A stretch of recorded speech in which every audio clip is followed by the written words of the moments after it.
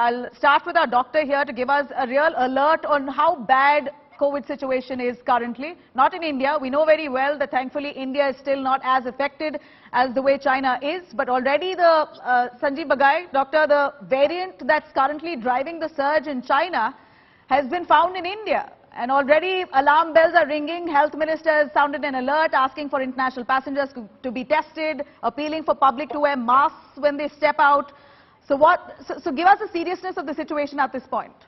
Hi, good evening everyone. I think if we mix politics and medical science, it's an ideal recipe for disaster. So I'm going to keep well away from all the politics, just putting the medical science in preview. The situation in China is very bad. The same thing happened about 2 years back, and China had fudged the data.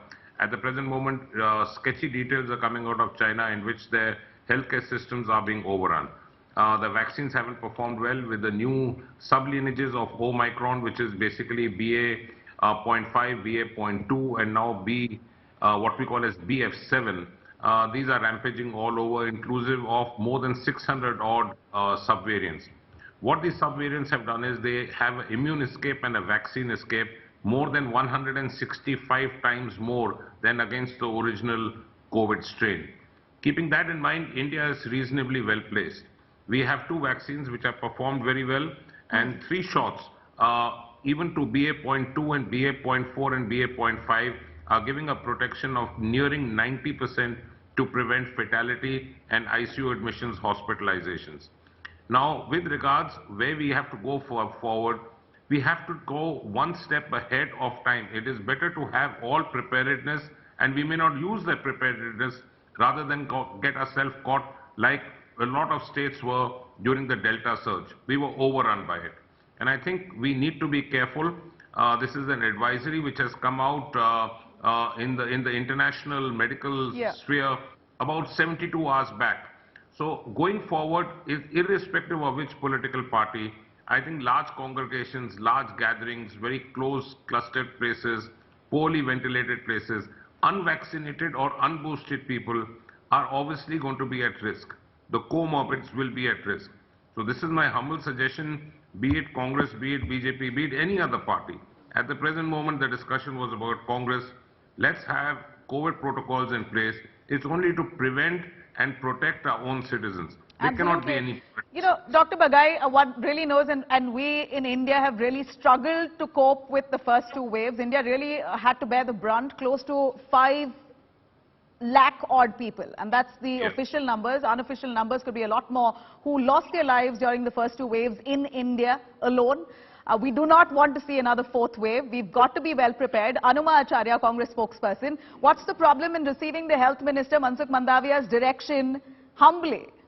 Isn't this about the country? You're carrying out a Bharat Jodo Yatra. You're speaking of unity of people. This is the most basic, that you should also consider the health of people around and maybe respectfully adhere to the COVID guidelines instead of indulging in politics. Nabila, Jai Hind. By the time we are discussing the issue, Congress has already issued its press release, which very vividly specifies that if there are protocols issued across the board, we shall abide to that. Congress believes that public health is far too serious an issue, which we don't intend playing party politics here. So if it is a central policy, we shall follow it. Where is the doubt? But at the same time, whereas we firmly believe that prevention is better than cure, but we cannot ignore that there is a competition among BJP ministers and leaders for scoring more brownie points, that who can trouble and troll more and who can do more name calling.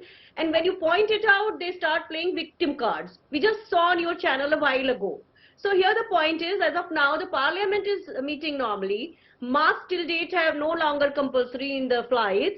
We hope that the government has also issued direction for stoppage of air travel from and to China.